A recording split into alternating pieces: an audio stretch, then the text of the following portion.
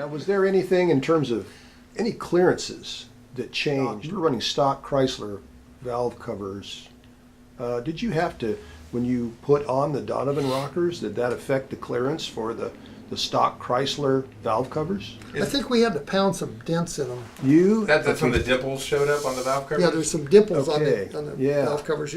Or did you put, did you put additional gaskets to raise the thing up? I don't know. I No, didn't know we what just you pounded did. some dents in the Okay, interesting. valve covers. Yeah.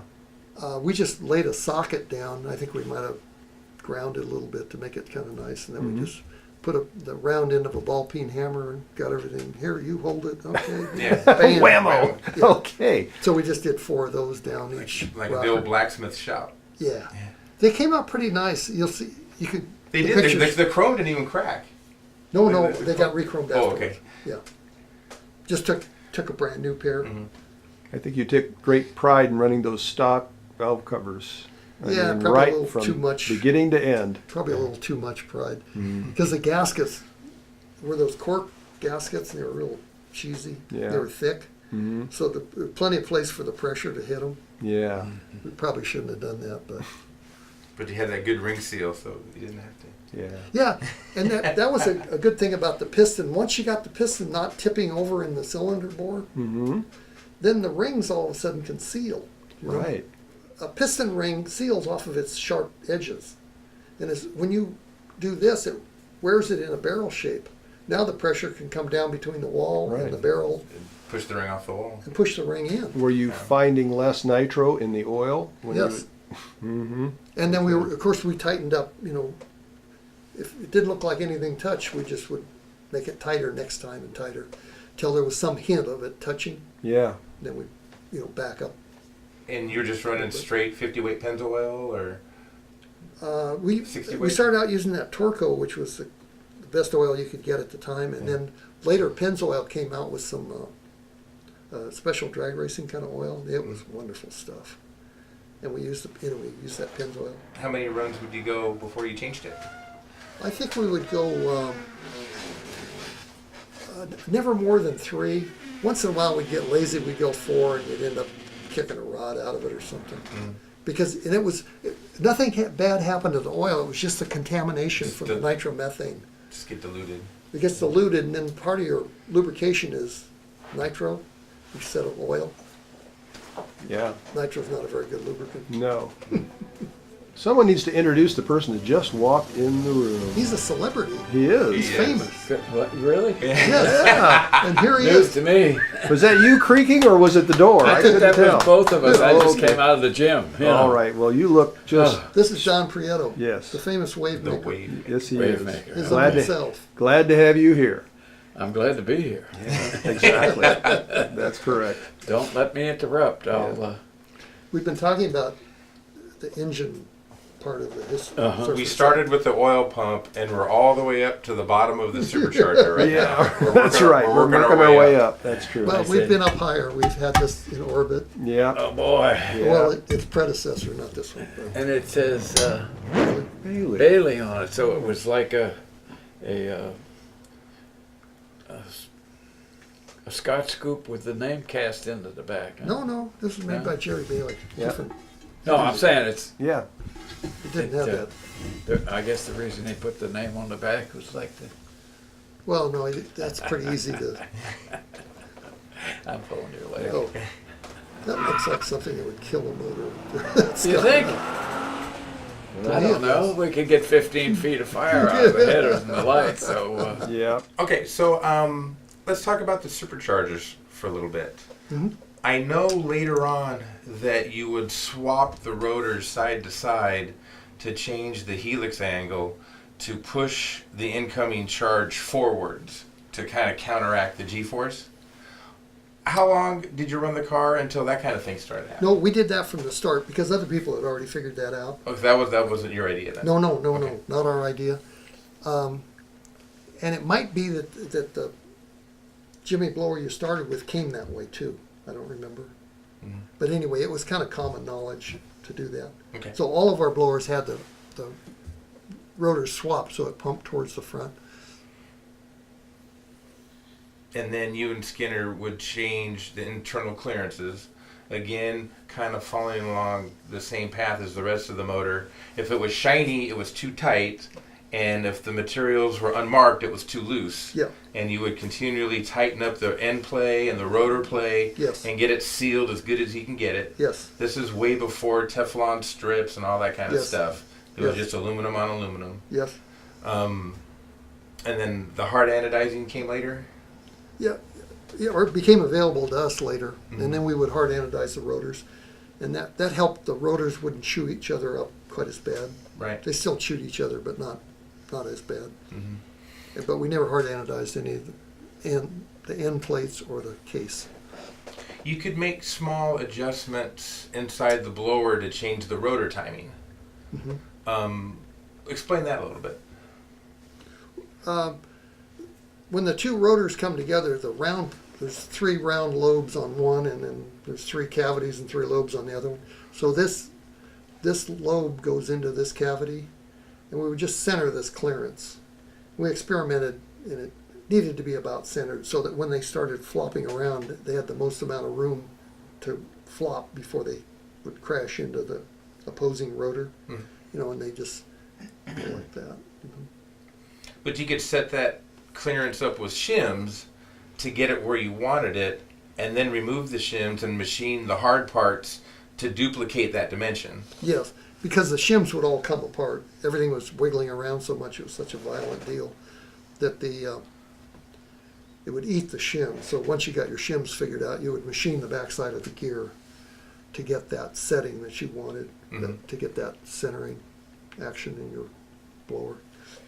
Was this something other teams did, or was this only the big blower shops doing stuff like this, or was this purely your there were deal? no blower shops then. There were a few guys doing. Like Hampton was around then, or not? I don't. Hampton and Leffler and the Windjammer.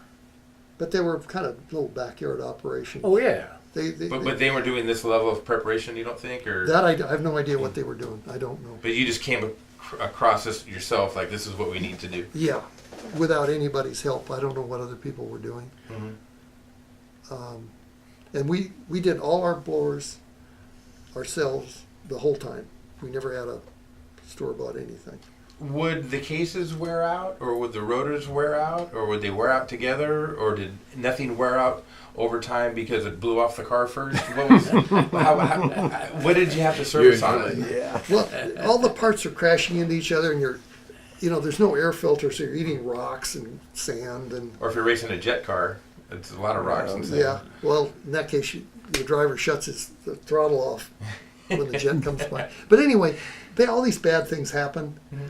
And the blower's trying to eat itself up, and the blower wants to spin one speed, and the front end of the crank is going in a jerky fashion. It doesn't rotate smoothly, so it's trying to beat the blower up and get it to go jerky, and it don't want to go jerky. And anyway, so it's all trying to self-destruct, and as you say, every once in a while, boom, they just be gone, and you get a fresh start. But one thing we found was every time you sneezed it, any kind of a backfire or anything, is it lifts up the rotor mechanism inside the 2 rotors and the end plates. It drives that up in the case, and then it chews up the case, right? And so we got tired of that. So there's all these bolts that bolt on the end of that hold the ends onto the blower case, right? So we bought some chromoly tubing. We had it ground in sizes that would be an interference for a reamer, like say 1/1000th bigger than a reamer. So we had these chromoly tubing. Then we cut it up in little chunks. Then we get the blower all clearance the way we want.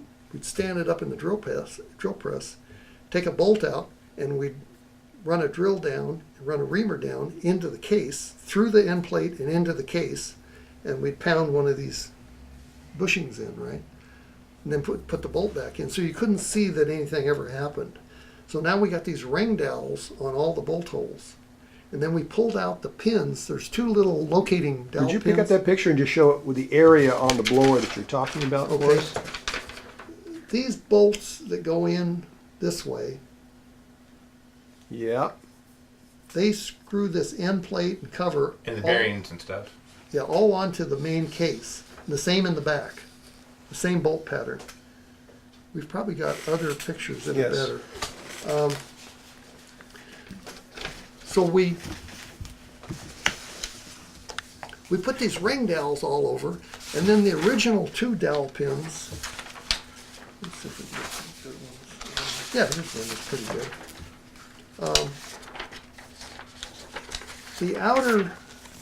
The outer bolts, they sandwich the front cover, the front end plate, and screw it all right onto the main case.